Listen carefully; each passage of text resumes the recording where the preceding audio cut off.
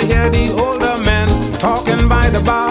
They talk about the things they did when they were young and strong, and how things are better now than it was before. I didn't.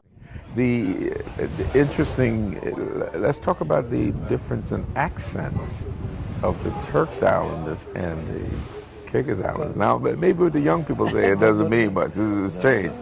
But when we were growing up, we never said "man," or but we did twist W's and V's like they do in Bermuda. Correct. And to say we're going to walk. But we didn't say fuss like the Bahamians, but we said fuss. Forst. Right. And, but we also had, believe it or not, Bermuda, Elutra in the Bahamas, and Turks and Caicos there. You had that type of connection also. Yeah. Right. And I heard Abaco also. Right. Yeah. And so you begin to look, you begin to listen, to the you call it dialect. Yeah. I mean, I'm fascinated with accents, and it's because when I left, I went to school in Jamaica, and I switched to a little Jamaican accent, and then I went to the States, and so I come back, and every time I come back here, my wife says, "See, I know it," But yeah, there is a distinct accent in between Salt Key, Grand Turk, and maybe South Caicos too. Then when you go more to the Caicos Islands, at least back in the day, it's probably not true now.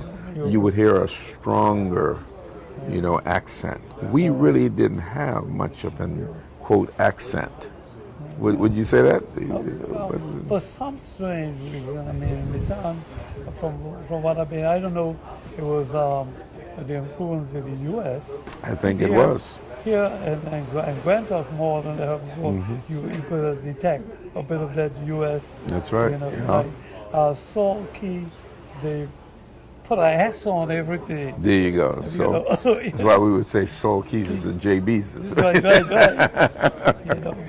But here and Grand Turk, it was, you and I growing up, it was a little bit different. Yeah.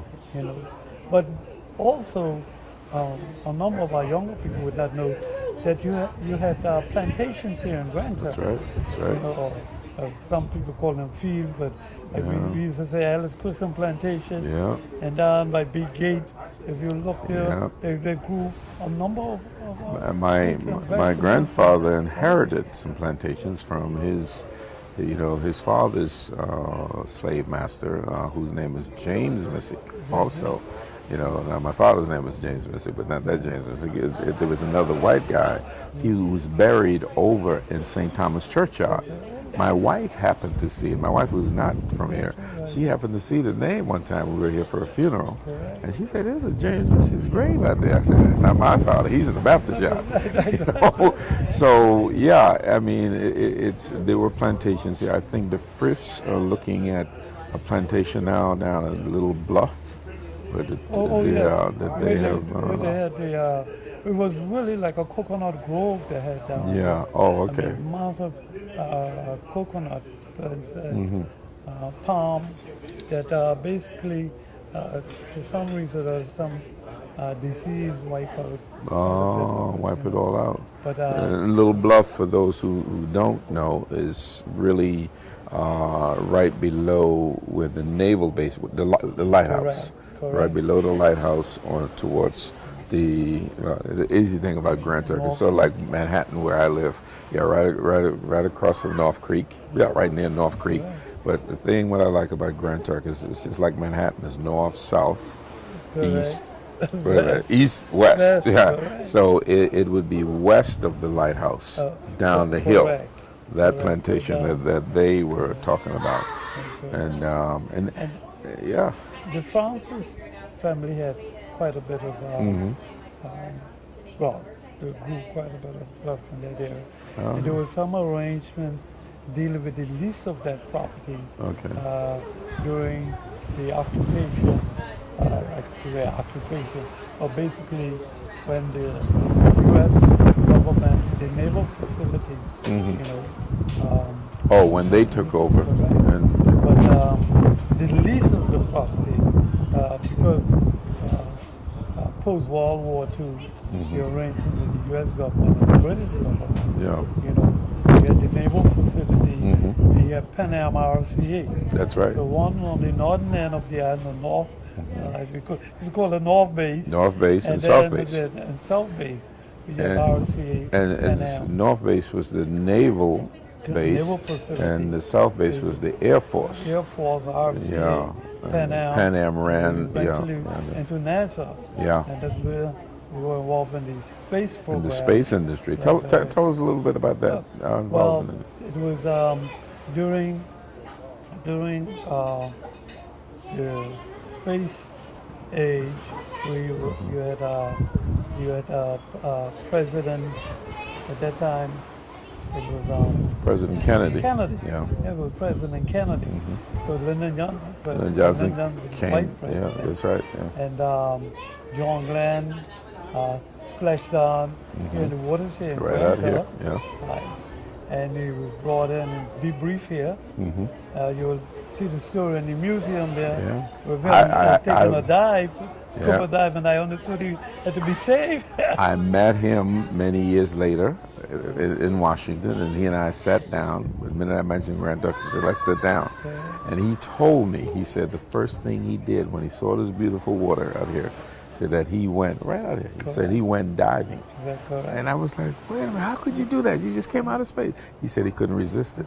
So, yeah, I was told that he almost died. Yes, so I understood that they had to rescue him. Yeah, Yeah, but he said that water just enticed him to go out and take a nice swim, a nice dive. Yeah. I mean, a few months ago, cruise passenger couldn't resist jumping off the cruise ship. Off the over cruise there. ship. Oh my God. Of course, they banned him from the cruise, and he was left here at Grand Turk. They had to fly him back there, Yeah. and he, back to the U.S. Oh but my God. he just jumped over. He said, Oh, he'd boy. never seen water like that, this you know. before. Yeah. But of course, Vice President Johnson, Lyndon Johnson, came down. He was here that morning. And, Were you up there? Were you up there that morning? I was up there. Right you there. would see a photo with my father Yeah. and Inspector Hooper. Okay. With blinking John Glenn. Yeah. There's Wow. there's a photo of him. Yeah. You know, and Now, is that in the museum? Also?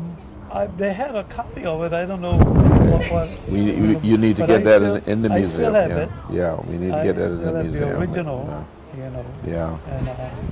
And I think what they claim that they couldn't get it off of the because it was stuck. Oh, stuck on to the frame. Yeah. To the frame and to the.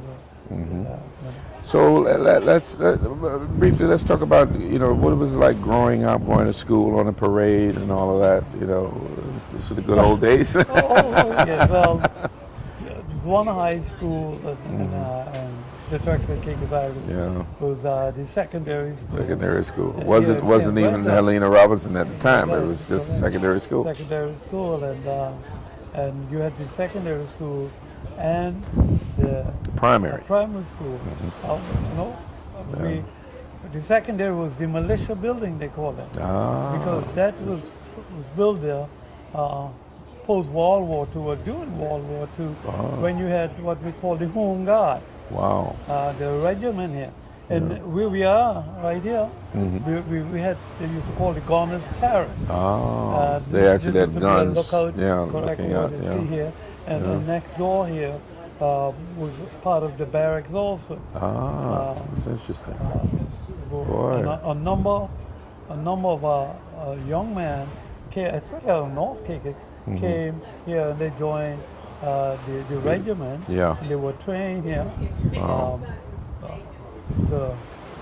Bobby Fulford Bobby Fulford was one. Yeah. is one of the remaining ex-servicemen. Yeah. You know, and he is 92. 92 years old. Yeah. Yeah. And I go way back, and we believe it or not, we had those who served in Palestine, Oh, yeah. along with the, Yeah.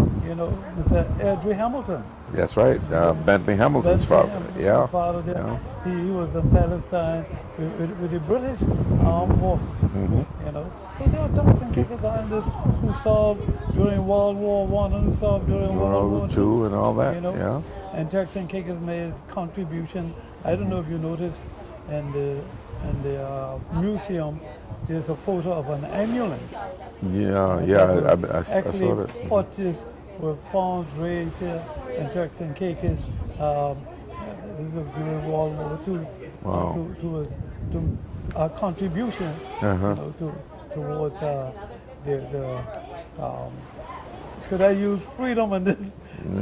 Making sure that those who were sick, those who were wounded during World War II, that you had an ambulance to move them backward. That's quite interesting. It's quite interesting. What are some of the things we did on the parade when we were growing up? What are some of the sports we played? We had, For these young people to know, yeah, we didn't play no cricket, video games and all that. We played cricket. Cricket was it. Yeah, it was the big thing. And you would find that, especially on a Saturday, Yep. the parade ground was so quiet. Proof and Mars and all those guys out there playing. And, you had famous batsmen like Gary Collie Smith. Yeah. Who was brought here by Reverend Sherlock. That's right, the Methodist minister. Yeah. And there are some stories about that. Amen, siyaku dumisa. Amen, siyaku dumisa. Amen, bawo. Amen, bawo.